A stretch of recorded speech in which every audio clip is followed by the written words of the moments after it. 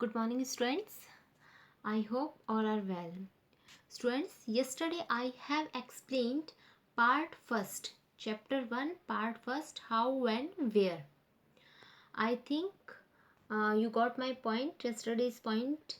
Now we start part second, page number 3. Yes, we start now. Can we note, write about history of this period in different way? How do we focus on the activities different group classes in Indian society within the format of history of governor generals? देखो, yesterday मैंने आपको explain किया था students कि governor general के according अब इन्होंने periods divide किए हैं, हिस्ट्री को थोड़ा डिवाइड किया है, उनकी डेट्स वगैरह बताई है और किस तरीके से इन्होंने काम किया है, किस क्लासेस में इंडियन सोसाइटी में, किस श्रेणी में काम किया और कब कैसे ये आए, ये सारी चीज़ें हम लोग आगे पढ़ेंगे. वैन वी राइट हिस्ट्री, जब हम हिस्ट्री के बारे में लिखते हैं और स्टोरी और एक कहानी लिखते हैं, we divide it into chapters. हम इसे डिवाइड करते हैं चैप्टर्स में. Why do we do this, हम ये सब क्यों करते हैं? It is to give each chapter to some coherence. Coherence बेटा, this is new word for you, underline this word. Coherence का मीनिंग होता है हार्मनी, यानी सामंजस्य. हम ये सब क्यों करते हैं? हम सामंजस्य बिठाने के लिए सब काम करते हैं. It is to tell a story in a way that makes some sense, can be followed. ये स्टोरीज एक सेंस क्रिएट करती है जिसे फॉलो किया जा सकता है. In the process focus only on those events that help to us give shape to the story. In the process, इसी प्रोसेस के दौरान हम फोकस करते हैं उन घटनाओं पर जो हमें घटित हुई घटनाओं की स्टोरी पर और जिसे हम बता सकते हैं किसी को या बता रहे हैं. In the stories that revolves around the life of British governor general. In the stories, अब देखो बेटा हिस्ट्रीज में अब रिवॉल्व होता है चारों तरफ घूमना. अब जो आगे आएगी स्टोरी, उसमें क्या है कि ब्रिटिश जो गवर्नर जनरल भारत में आए थे उनके चारों तरफ कैसे भारत की स्टोरीज या भारत का इतिहास घूमता है. The activities of Indians simply do not fit, they have no shape. Activities को यदि हम देखें भारतीयों की तो एकदम फिट नहीं बैठती, इसमें कोई स्पेस जगह नहीं इस टाइप की. What then do we do, तो हम क्या करते हैं? Clearly we needed another format our history. हमें सामान्यतः स्पष्टीकरण के रूप में दूसरा फॉर्मेट चाहिए हिस्ट्री का. This would mean that the old dates we no longer have the significance they earlier had. It means, इसका मीनिंग क्या होता है?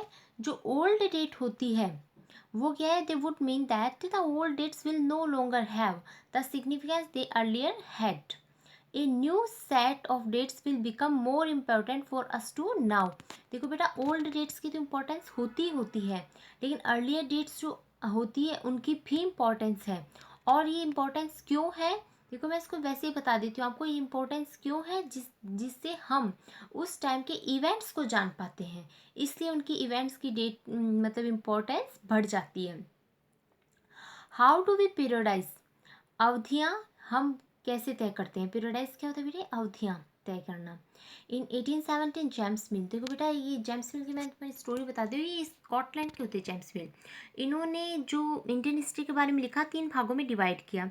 इन्होंने, जेम्स मिल ने कहा कि यूरोप है वो ज़्यादा सभ्य है इंडिया से. जो यूरोप है वो ज़्यादा सभ्य है इंडिया से, इससे इंडिया को ज़रूरत है कि वो यूरोप की सभ्यता को अपनाए और यूरोप को फॉलो करे. ये सारी चीज़ें इसमें बताई हैं. Now we start. In 1817, James Mill is Scottish economist and political philosopher. Underline this line. आप अंडरलाइन करें और वर्ड मीनिंग भी लिखें. जेम्स मिल थे, स्कॉटलैंड के थे. ये इकोनॉमिस्ट थे और पॉलिटिकल राजनीतिक फिलोसफर भी थे. फिलोसफर होता है दार्शनिक. Published a massive 3 volume work. इन्होंने, मैसिव होता है विशाल, 3 वॉल्यूम वर्क होता है विशाल खंडों में, अपनी बुक को लिखा. वॉल्यूम होता है ग्रंथ को लिखा. A history of British India, underline करिए आप इसे. In this he divided Indian history into 3 periods. This is question also. मतलब जेम्स मिल ने इंडिया की हिस्ट्री को 3 पीरियड्स में डिवाइड किया. अब देखो कौन सी है? हिंदू, मुस्लिम, ब्रिटिश. इसमें आती है हिंदू, मुस्लिम और British. This periodization come to widely accepted, इस अवधि को मतलब पूर्णतः स्वीकार किया गया है, बहुत बड़ी संख्या में स्वीकार किया गया। Can you think of any problem with this we looking at Indian history, क्या आप सोच सकते हैं इंडियन हिस्ट्री में कोई प्रॉब्लम फेस हुई होगी इस time? Why do we try and divided history into different period, why do we try, हम क्यों ट्राई करते हैं हिस्ट्री को डिफरेंट पीरियड्स में बांटने के लिए?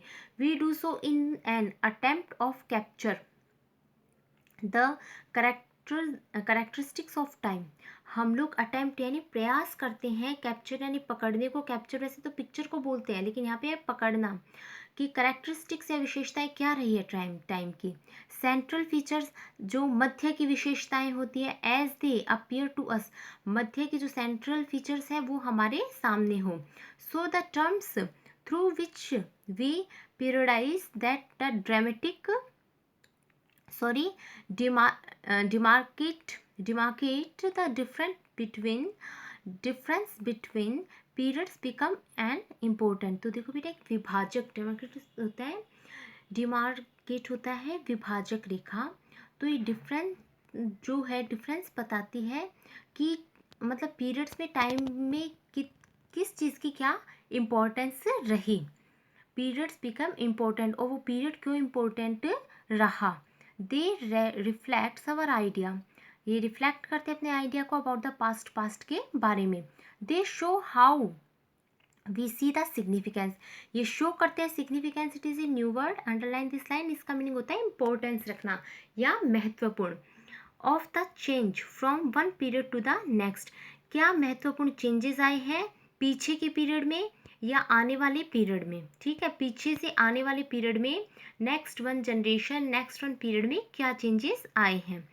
मील thought that all Asian societies were at a lower level of civilisation than Europe, James Mill ने माना था कि इंडिया की सोसाइटी, जो एशिया की सोसाइटी है, बहुत लोअर है, उसकी सभ्यता, सिविलाइजेशन होता है, सभ्यता बहुत लोअर है यूरोप की तुलना में। According to his telling of history, before the British came to India, उनके अनुसार ब्रिटिश जो लोग थे भारत में आने से पहले, भारत की जो हिस्ट्री थी, India Hindu and Muslim depots rule the country, तानाशाही हिंदू मुस्लिम ये भारत पर राज्य किया करते थे। रिलीजियस इंटॉलरेंस, रिलीजियस इंटॉलरेंस होता है बेटा धार्मिक जो होते हैं ना, धार्मिक वैर, रिलीजियस इंटॉलरेंस होता है धार्मिक वैर भाव। कास्ट टेबोस, ये सबको पता है, जातिगत बंधन को बोलते हैं। सुपरस्टिशियस होता है जो अंधविश्वासों में विश्वास रखते हैं। और practice dominated next one social life, जो मुख्य प्रैक्टिस है सोशल लाइफ में उसको डोमिनेट करती थी। आगे देखो, Mill felt British rule, Mill felt could civilise India, British शासन की बहुत ज़्यादा ज़रूरत है इंडिया को सिविलाइज करने की। ठीक है, इसमें देखो to do this it was necessary to introduce European manners, इसी दौरान इसने मील ने माना कि यूरोपियन मैनर्स की बहुत ज़्यादा ज़रूरत है इंडियन सोसाइटीज़ को, मैनर्स की, आर्ट्स की और institution and laws in India, Bharat में क्या कानून आए या फिर किस तरीके से संस्थाएं यूरोप की काम कर रही है, ये सारी चीज़ें इंडिया को सीखनी बहुत ज़रूरी है, सो दैट वो सिविलाइज बन सके। ये किसका मानना था? जेम्स मील का। Mill in fact suggests that the British should conquer all the territories in India to ensure the enlightenment। James mills माना करते थे कि कॉन्कर होता है बेटा जीतना, ब्रिटिश लोगों को पूरे टेरिटरीज होता है क्षेत्र, भारत के संपूर्ण क्षेत्र को जीत लेना चाहिए ताकि वो प्रकाश फैला सके। एनलाइटमेंट होता है बेटा प्रकाश को फैलाना, हैप्पीनेस ऑफ इंडियन पीपल, और ताकि वे भारतीयों में हैप्पीनेस को जागृत कर सके, एनलाइटमेंट कर सके, भारतीयों को खुशी प्रदान कर सके। India was not capable of progress without British help, Bharat कभी भी बिना ब्रिटिश लोगों की हेल्प के आगे नहीं बढ़ सकता, यानी प्रोग्रेस नहीं कर सकता। ये किसका मानना था? जेम्स मिल का मानना था। In this idea of history British rule represent all the forces of progress and civilisation. इसी आइडिया के दौरान in this idea of history British rule represent all the forces of progress and civilisation. British rule था, वो represent किया उसने progress और civilisation को। The period before British rule was one of the darkness. James Mill का मानना था कि जो ब्रिटिश लोगों से पहले भारत में जो पीरियड था, जो एरा था, वो सारा अंधकारमय था। Can such we conception be accepted today? क्या इस कंसेप्शन को हम एक्सेप्ट कर सकते हैं आज? इसमें देखो, in any case can we refer any period of history as Hindu Muslim. हम हिंदू मुस्लिम में डिवाइड कर सकते हैं पीरियड को। देखो स्टूडेंट, हाँ, did note a variety faiths exist simultaneously in these periods? Why should we characterize an age of only through the religion of the ruler of the time? Do so is the suggest that the lives and practice of others do not really matters. देखो बेटा, इस paragraph में क्या बताया गया है कि life, किसी की लाइफ या फिर जो टाइम जो हम करेक्टराइज कर रहे हैं, कौन रूलर किस जगह है, या एज को हम करेक्टराइज कर रहे हैं, तो इसकी वैरायटी, इसके फेथ, इन सब को हमको एक साथ लेकर चलना होता है। आगे देखो, we should also remember that even ruler in the ancient India did not all share the same faith. देखो बेटा, हर रूलर, कोई भी रूलर आया है उसका सेम फेथ नहीं होगा। एंशंट हिस्ट्री है तो सब लोगों का सेम फेथ नहीं होता, ठीक है। एंशंट होता है प्राचीन, इंडिया का Bharat, did not all share the same faith, सबका एक जैसा फेथ नहीं होता, सब एक चीज़ पर विश्वास नहीं करते हैं, ठीक है students. I think today sufficient. आपको ये समझ में आ गया होगा। इस पैराग्राफ को कल फिर मैं समझा दूंगी, no problem. If you are facing any problem, you will ask me.